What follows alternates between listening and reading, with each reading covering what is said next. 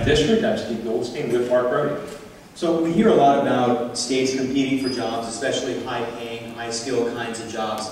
So how would each of you advocate for Arizona, and specifically the 9th District, trying to make it attractive to businesses to come here? And Martin Sepulveda, let's start with you on this one. Right, again, let's not get confused with who creates jobs. I think the role of any elected official, state, local, or federal, needs to understand what private sector business are in their district, or what private sectors impacted their business or their district. You know, in the case of this district, let's face it, Intel's a big economic driver. So I think it's incumbent on anybody at every level of government to understand what the requirement of the private sector is there. It's going to be a qualified workforce. What do they need to do there? It's going to be a more competitive tax environment and less regulatory environment. So there's certain things you can do and encourage at the federal level, at all levels, but again, the private sector's got to lead the way. You know, and you're only going to cut corporate taxes so far if we're able to do that. Okay, so the other part becomes tax credits. A lot of discussions, well, gee, a tax credit's another giveaway. It's not. If they don't meet a certain threshold, then they don't get the tax credit. You've got to incent them to do that. And so, to not muddy the waters, because I firmly believe that government doesn't create jobs, elected officials don't create jobs. It's the environment, a reasonable regulatory environment, a predictable and competitive tax environment, and then have the discussion of what's going to make you more successful. That's got to happen. But the two things are the competitive environment out there, as well as making sure there's a qualified workforce to understand what that really is. Vernon Parker, same question to you. Yeah, thank you so much. I really do believe that in order for us to be competitive, we have to have a climate where we can thrive. And as we've discussed a little bit earlier today, that climate must mean that we have fewer regulations and we must have a tax structure where we can compete. Now, I am not one for tax credits because I believe that we should not pit winners and losers in our society. I think that the free market should prevail. But we must, and this is the last time I'll say it, but we must be more competitive, and how we do that is to have a regulatory environment and a legal environment and a tax structure that's competitive with the rest of the world. Travis Franklin, same question. The best example I can think of here in recent history is this drone issue. Has everybody heard or read about the test site that wants to be brought here, where they want to actually test fly drones in Arizona because the airspace is wide open? It would bring a lot of jobs to our state. And the reality is, if you went to the local leaders in those areas and you said, hey guys, you know, how about this airport or how about that airport? Could we use this area as a test range? You would create jobs. And it's the people who build those systems. It's not the feds that operate them. It's Boeing. It's Northrop Grumman. They're good jobs. You foster education in this state that attracts large corporations to come to Arizona. You actually guarantee that your universities and your colleges and your public school system is functioning strong. And again, you know, I agree. We don't create the jobs. We just help create the environment by setting policy, or quite frankly, stopping policy that runs interference on the private sector and job creators. Jeff Thompson, how would you advocate for this state and for this district to try to bring high-paying, high-skilled jobs here? Well, you have to have viability to get people to move here. Fortunately, we do. I moved here in 1981 from Ohio. I was a high school teacher and a football coach back there. Came out here and got into the business world. Arizona is very attractive for people to move to and always has been. The population when I moved here was 1.2 million, and it grew to over 3.5 million. But it stopped. It stopped because the government got involved in the real estate market, and they thought they would make a decision as to what people should be able to buy houses. And our dear Barney Frank and Chris Dodd back in Washington, D.C., thought it would be a good idea if we let people buy homes with loans that were not suitable. They were buying with zero down, no documentation, and when that market blew up and those people walked away and sent their keys back in the jingle mail, it crashed because the market got flooded, and all of the innocent people out here that bought their houses the right way and put money down got crushed. A lot of them lost their homes. A lot of them lost about 50% of their equity. It's coming back because we have a governor that's done a great job. She's reduced the $3 billion of debt that she inherited from Janet Napolitano. I believe we're a little over $600 million now in black. People are starting to move here again. Right now, do you know what people are moving here? Canada. The Canadians are coming out like crazy and buying homes. If your house is valued at under $300,000, you're probably selling it in 3 or 4 days right now. You're getting multiple offers. It's coming back. The real estate market is the market we have to build here locally, and we have to make it good. It's viable right now. Interest rates are low. I tell everybody, come to Arizona, everything's on sale for half price. Get it right now while it's good. When people start moving here again, and the only way they start moving here again is when we get economic recovery everywhere, not just here. That's why it's so important in this election that you send some representative back there that has a good understanding of economics, because we have to get economic recovery. And that means not only job creation with things I said, we have to make cuts. We're running a $16 trillion debt. We're going to pass that before the end of the year. $1.3 trillion deficit this year. 4.1 billion a day, the debt's growing. Not sustainable. We've got to make cuts. Everybody's going to suffer a little bit. We're all going to feel pain. If we don't go through that, this ship could sink and we're all on it. So it's important to vote for the right person that can go back there and has a strong past success record, understands how to focus on the important things, is relentless at pursuing what we have to pursue to fix it so it's a better place for not just the people in our district, not just the people in Arizona, but for all the people of America. Thanks for your vote, Jeff. Vernon Parker, we'll start with you on this next question. Do you think Congress should vote to keep student loan rates where they are? And if so, how would you pay for it? Well, you know, I am a product of a student loan. I don't know if the folks out here saw the movie Freedom Riders. That's a high school that I went to, and I was raised by my grandmother. She couldn't read, she couldn't write. And she told me that she instilled in me that she wanted something better, and that was education. And no one told me about college. I went to a community college because I knew nothing about it. No one in my family had ever gone to college. Then I transferred to a 4-year school. And then I was blessed enough to go to Georgetown University's law school, where my grandmother at 75 years of age cleaned houses to help get me through. But I would not have gotten through had I not had student loans. And so I am a strong advocate for student loans for those who otherwise would not have the ability to be educated in our society. And it is so powerful because as we look at the trends of future growth in our economy, we must have an educated workforce. And if we deny the basic education of student loans and jack up the student loan rates, then we are saying to future generations, and we're saying to our country, that we are not going to be able to compete. But being a product of, of student loans, I firmly am in the corner of making sure that individuals and young people have the opportunity to go to college with student loans at an affordable rate. Jeff Thompson? Yeah, student loans, whenever you start to subsidize something, the government gets involved in student loans just like they got involved in real estate, what I just got done talking about. When you make money that cheap, you drive the cost of education too high. And I'm going to tell you something. I coached high school football out here a couple of years after I retired because I'm an old coach. And I can remember talking to one of my players, and he was going to Dartmouth. And I said, wow, congratulations, that's great. How are you going to pay for it? Your mom and dad? I knew they were divorced. I said, do you have grandparents? He goes, no, I'm going to do it with student loans. I said, it's going to cost you $50,000, $60,000 a year. You're going to owe over $200,000 when you graduate. 90% of every college graduate ends up working in a field outside of their degree. And you're going to take a $200,000 debt. What are we teaching our young people? What are we teaching them? This young man is going to start off his life $200,000 in debt, and I'm telling you, it's coming next. Obama is creating one diversion after another. It was gay marriage, it's immigration. I'm predicting the next one's going to be student loans. He's going to go after the young people. He's going to say, we're going to bail you all out.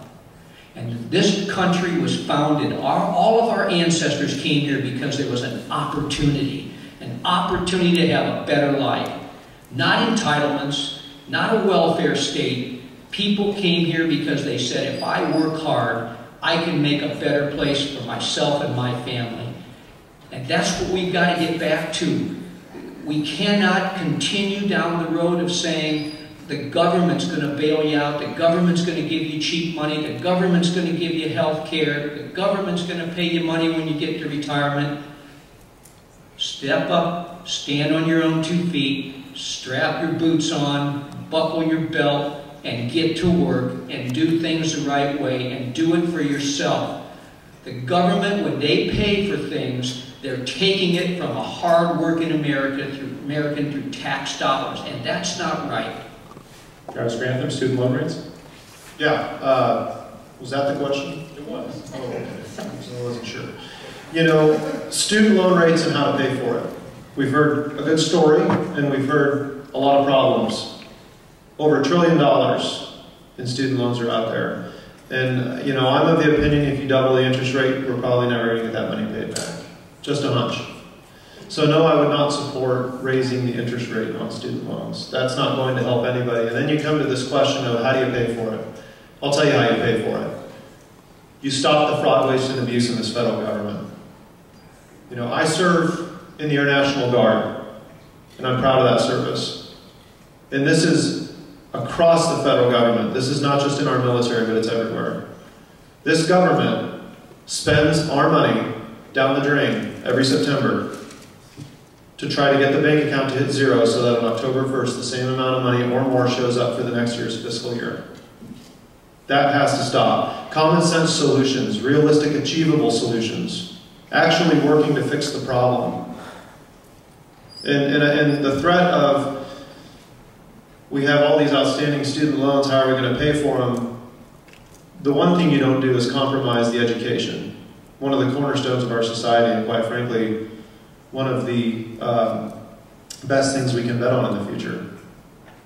And Martin Sepulveda, please. Sure. I mean, student loans in excess of $1 trillion, that's 2/3 of our national debt. If that bubble bursts, it's going to create some serious problems. As far as the government getting involved, they screwed up in the first place when they got involved in the student loan business. The only proposal I would remotely consider, and I'm saying I wouldn't not consider, but that's worth looking at, is a short period of time to stabilize those rates and then get the private sector in. I would not be for the government staying in the student loan business. Quite frankly, they screwed up in the first place. And it's not our responsibility, I'm going to sound like a selfish old guy now, to pay for student loans that have been defaulted on. The best solution is this. It's got to be a free market solution and grow the economy. If this economy grows, guess what? These people with student loans have got a place to work so they can pay back their loans. Again, more government isn't the solution. It's less government. We've got to grow the economy. There's not enough capacity to raise taxes or cut taxes to amount to anything. But in terms of student loans, growing the economy is the only way out of this thing. Again, more government to be more involved in the student loan business, that led to disaster. As far as university systems are concerned, they're going to adjust their prices as they need to. Another function of the market. Shifting gears a little bit, we're expecting on Thursday to hear the Supreme Court's ruling on the Affordable Care Act. All of you have spoken about doing away with that law. But the question is, would you support bills taking up some of the provisions that have proven to be popular among Americans, including allowing people to stay on their parents' health care plans until they're 26, making sure insurance companies don't deny coverage to people with pre-existing conditions? Would you support bills that deal with some of the individual provisions of the health care law while perhaps trying to do away with the law overall? And Martin Sepulveda, why don't we start with you on this one? No. The whole thing needs to be thrown out. Again, most people who passed the Affordable Care Act, Obamacare, didn't read the legislation. The first round didn't even apply to those members of Congress. The second round did, because a lot of people were grousing about that, but the reality is many members of Congress are on another medical plan altogether, so it only applies to the younger members of Congress. But the bottom line is a terrible piece of legislation. It needs to be thrown out. Again, much like the other big problem, immigration, there's got to be a comprehensive discussion. Not something that we can't afford, not something that's probably not constitutional. My biggest fear is this. If the Supreme Court says it is not unconstitutional, what doesn't change? The fact that we can't afford it. It's already over $1 trillion over budget that was proposed to be in the first place. We still can't afford it. So the whole thing needs to be thrown out and have a very honest discussion with real people at the table, healthcare professionals, not a bunch of lobbyists, attorneys, and politicians, and have this discussion. But right now, I don't want to say this is a great piece of legislation, this terrible piece of legislation. The whole thing needs to be thrown out. Travis Grantham, same question. Yeah, pre-existing conditions, absolutely. I think that's one aspect of the bill that could stay. You know, I meet lots of people, and I'm sure somebody in this crowd knows someone who has battled a terminal disease and probably lost their insurance. The reality of the Health Care Act, the Affordable Health Care Act, it was over 2,700 pages of things that had nothing to do with health care. 16,000 IRS agents. The removal of your mortgage, income deduction on your taxes. Ridiculous things that have no business being in a healthcare law. And, again, solutions. There is no reason that the healthcare insurance industry shouldn't be similar to the auto insurance industry in this country. You can take your auto insurance with you anywhere you go. You can move from California to Maine and you can carry the same auto insurance. Not in the insurance business when it comes to health. Portability is key. Malpractice tort reform. Allowing individuals to take that insurance with them from job to job. Leave one corporation and go to another. And the last thing I'll touch on that not a lot of people think about. Now, as an employer, I pay for the benefit of the health insurance of our employees. I get to deduct that from my corporation's income tax. It's an expense. Why shouldn't all of you in this audience be able to say, I'm going to pay for my own health insurance. I am going to deduct that premium from my tax bill at the end of the year. Individuals should get the same treatment as corporations. That would drive the cost at the individual level as opposed to the corporate level, and it would help reduce prices when it comes to premiums. Vernon Parker, would you support bills with maybe some of the individual elements of the Affordable Care Act? Well, first of all, I think Affordable Health Care Act is an oxymoron, but I'll take it from there. And I say that because the CBO, which is a nonpartisan group of the Congressional Budget Office, they said initially that it's going to cost $892 billion over a 10-year period. They recently came back and said it's going to cost $1.76 trillion. When Medicare was enacted in the 60s, they said in the 1990s it's going to cost us $10 billion. It cost $110 billion. And I can just speak from my own personal experience. My wife, she was diagnosed with third-stage breast cancer. She's fine now. It's been 6 years. But as Travis did say, there are some stories out there, and I do have a story. We lost the coverage that we had because we could not afford it.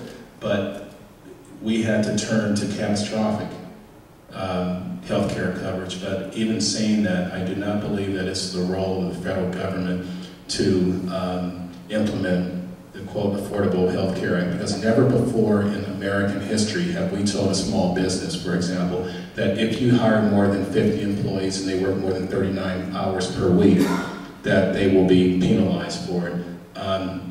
The other thing that I think that we must take a look at, of course, I would allow families to keep their young children on there until the age of 26, because that lowers the risk pool. And I've always said that imagine if you could only buy auto insurance in the state of Arizona, how expensive it would be. We must be able to purchase health care coverage across state lines. That has to happen. And so we must start from scratch, though. We have to get rid of this bill, start from scratch if the Supreme Court does not do what it should do. Jeff Thompson, are there elements of the law that you would support? Without question, there's elements of the law that we need to retain. I was in the financial world for 25 years out here, and healthcare was part of it. And one thing, Travis, an individual is allowed. There are allowable deductions for premiums on health insurance for an individual. But here's the thing about health insurance that's so important, and that is It's risk management. It's the risk management part of your financial planning portfolio. You make a decision. Do I want to buy health insurance and put that risk on an insurance company and I pay a premium for that? Or do I want to take the risk on myself? And that's what's going to get struck down with Obamacare, the mandate that everyone has to buy it. That's not right. But when you talk about pre-existing conditions, there's two factors here. Like Obama's mom that he complained about. She got cancer, but she didn't have health insurance. She wasn't paying the premium. I'd like to do that. I have a lot of life insurance. I'd like to not pay the premium until I know I'm going to die, and I'd like to buy a couple million. You cannot do that. You have to buy it. You have to pay the premium all along, and they shouldn't be able to take it away from you. That morbidity calculation is already in that. If you're with a company and you want to make it portable and take it to another company, that should be allowable. That morbidity cost in there, that's an easy fix. The hard fix that no one talks about with healthcare that makes it so expensive is tort reform. Tort reform is huge, and all the attorneys in Washington, D.C., they don't want to touch it. Obamacare didn't touch it. You go to the doctor, he looks at you, he knows he can make a diagnosis with 2 tests. But what do? They run 12 or 13. They run the whole battery. They have to, because if they get sued because of a misdiagnosis and it goes to court, the attorney says, why didn't you run this test? And they get sued. They pay 25 to 35% of their revenue in the medical field for malpractice insurance. When they run 12 tests instead of 2, that takes the cost of your premiums and it drives it to the ceiling. I know more about health insurance than 99% of the people in Washington, D.C., and I'm pretty confident if I go back there, they're probably going to put me on that committee to fix it, because health insurance is broken. It has been for some time. That's why Obamacare was a magnet for people. I get that. But we can fix it. We have to take people back there that understand it, and I will have a 0 learning curve on getting involved in fixing that. Gentlemen, this next question, please answer as briefly as you can. And Travis Grantham, I'm going to start with you. How important is it for a member of Congress to focus on bringing projects back to the home district of the state? And I'm not talking about boogeymen like earmarks or bridges to nowhere. Short answer, very important. You could go a little longer than that. I mean, what else is there to say? And you know, it's one of the sad realities. Earmarks, the word has become a bad word. But the reality is there's not many mechanisms in Washington, D.C. to go back there and actually reclaim some of the tax dollars that you all paid into the federal system and bring them back to Arizona to build highways, to build bridges, to build roads. So I think it's very important. I think a representative needs to go to Washington, D.C. and actually have that foresight and say, I'm going for my constituents, those who I represent, and I'm going to do everything I can to help them while I'm back here. Because it's not Washington's money. It's the state of Arizona and the citizens of the state of Arizona who paid into that pot. Vernon Parker, let me have you go next. Yeah, thank you.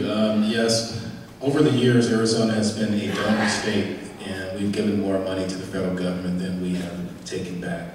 And I do think it is very important that we promote bringing money back to the state of Arizona, but I am very happy to put it in the budget so that it is debated on the floor, it's debated in committees, it's debated before, it is debated when the bills are passed and not put in the dark of the night. Jeff Thompson? Yeah. I'm not for earmarks. I'm going to tell you right now, I'm going to go back there and I'm going to make cuts. We have to make cuts, because when we make cuts, it's more money in your pocket. And when there's more money in your pocket, you go out and spend it, and you'll spend it better than the government, and that will create jobs locally, because you will spend your cash in Arizona, most of it, and that's what will create jobs. You don't want to give your money, let it go to the government, let it go through middlemen, let it go through committees, and then they're going to somehow bring it back and it's going to work out for you. How's it worked out so far doing that way? We got to get the politicians out. It's time to send some business people back there with business sense. The politicians have created this mess. They don't understand how to run this. I want you to have your money. I want you to spend your money. That's what will create jobs locally. And Mark Sabola, the importance of bringing projects back home. It goes back to the private sector solution. Understanding who's in your district, who the drivers are, not just the district, but the entire state. You know, earmarking, pork bill legislation, that's a non-starter. You can't have it. We're broke. It's got to be absolute transparency. We talk about these projects, not a horse trading affair there. I don't think the way forward not just for the state, this district, the state of the nation, is more pork barrel legislation. Again, understand who's in the district, who the job creators are, and facilitate that success. Facilitate the environment that they need to be more successful to create more jobs. As part of that, there's the intel stories out there, but again, we go back to the middle class America, the small business owners who create those jobs. Let's understand what they need to be successful and do that versus the pork barrel legislation we've seen so much of. All right, terrific. Well, that concludes the second questions from Steve and me. We're going to take about a 1-minute break to just compile the audience questions, and we will, if you guys don't mind not going too far, we'll be back in just about a minute to wrap up. Thanks.